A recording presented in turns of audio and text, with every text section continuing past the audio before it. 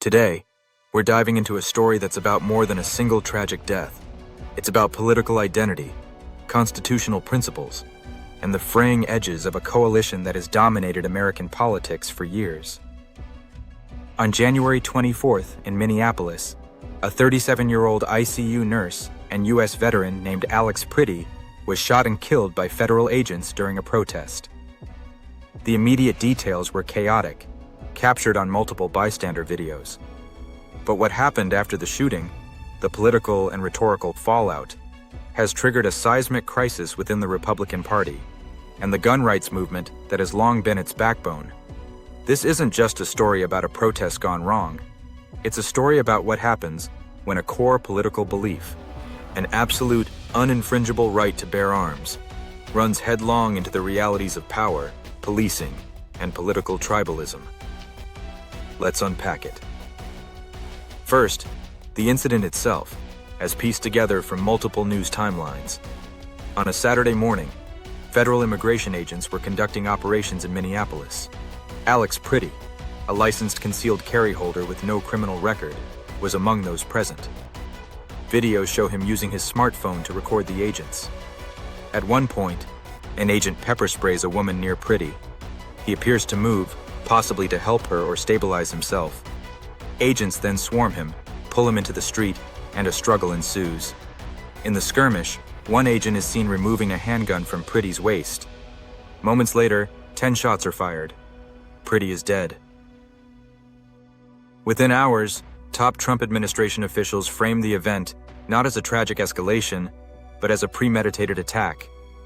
Homeland Security Secretary Kristi Noem called Pretti a domestic terrorist who arrived to massacre law enforcement. FBI Director Kash Patel stated flatly, "You cannot bring a firearm, loaded, with multiple magazines to any sort of protest." And then, President Trump weighed in. He posted a picture of Pretti's gun online. Later, speaking to reporters, he said, "Certainly he shouldn't have been carrying a gun." He added, "I don't like that he had a gun. I don't like that he had 2 fully loaded magazines. That's a lot of bad stuff." For decades, the bedrock conservative position has been that a legally carried firearm does not imply criminal intent. The principle is that the Second Amendment protects a right that is exercised in public life, not just in the home. The right to protest while armed, for a significant part of the gun rights movement, is a fundamental expression of liberty against potential government overreach. So when most powerful officials in a supposedly pro-Second Amendment administration suggested that Pretti's legal carry was itself evidence of bad intent, or illegality, the reaction from gun rights groups was swift and furious. One advocate, speaking anonymously to Politico, said they'd spent 72 hours on the phone trying to unfuck this thing.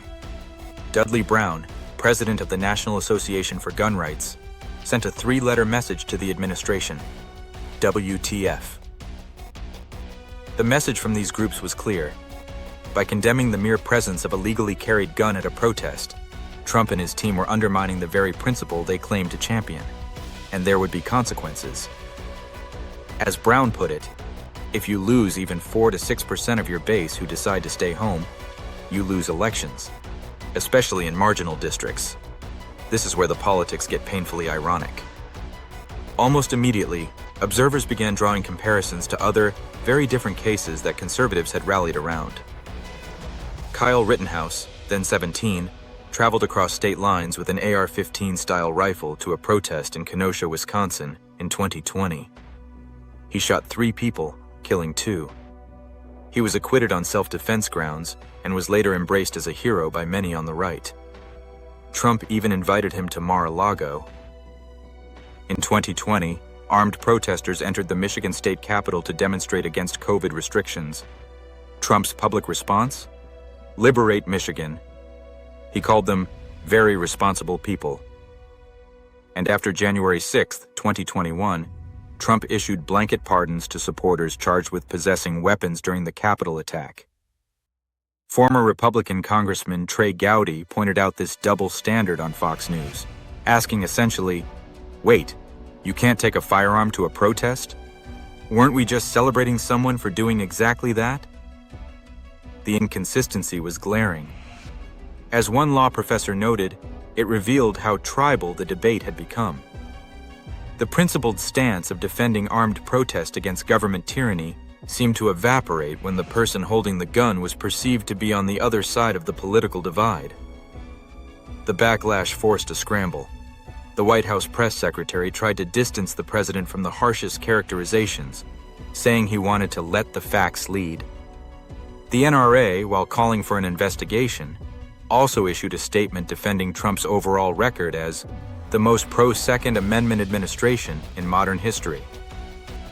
But the damage was done, and it exposed a deeper tension. For all the legislative wins, like rolling back taxes on firearm accessories, this administration is also engaged in a vast, aggressive law enforcement campaign, and sometimes, the rhetoric and tactics of that campaign collide with the absolutist gun rights ideology. We saw this earlier when the administration reportedly considered firearm restrictions for transgender Americans after a shooting. We saw it with the focus on seizing guns during crime crackdowns.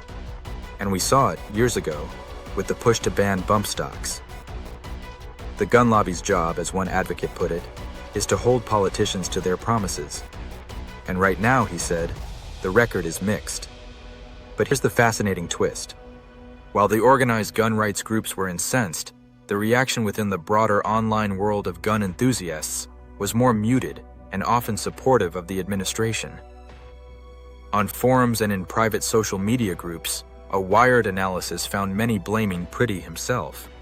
Commenters argued that approaching federal agents while armed was simply not smart, or that interfering with law enforcement, even as an observer, justified the outcome. One prominent gun influencer called the shooting lawful but awful. This reveals a split. The institutional defenders of the Second Amendment feel their core principle is under attack from their own allies. But a segment of the grassroots base appears willing to prioritize tribal loyalty over doctrinal purity, to excuse statements from their side that they would decry as tyrannical from the other. And we can't ignore the First Amendment layer to this tragedy.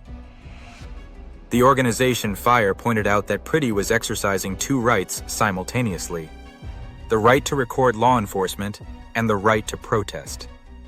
The administration's rush to judgment and its history of labeling immigration protesters as domestic terrorists creates a chilling effect. It sends a message. Exercising these rights, especially while armed, carries not just political risk, but physical danger. So where does this leave us? We have a coalition cracking under the weight of its own contradictions. A president who built power with the NRA's endorsement now alienates its leaders with off-the-cuff remarks. A movement built on distrust of government power finds itself making excuses for federal agents who killed a legal gun owner. A party that has weaponized the Second Amendment for a generation now faces a revolt from its own most fervent supporters in an election year where every seat counts. The Alex Pretti story is a tragedy first, but politically, it's a stress test. It's asking the Republican Party and the gun rights movement, what are your principles really? And what are you willing to sacrifice for power? The answer to that question may define the next election and the future of the Second Amendment debate itself. What do you think? Can a political movement maintain an absolutist principle while in power? Or does governing inevitably require compromises that reveal those principles to be more flexible than anyone admitted? Thank you for watching.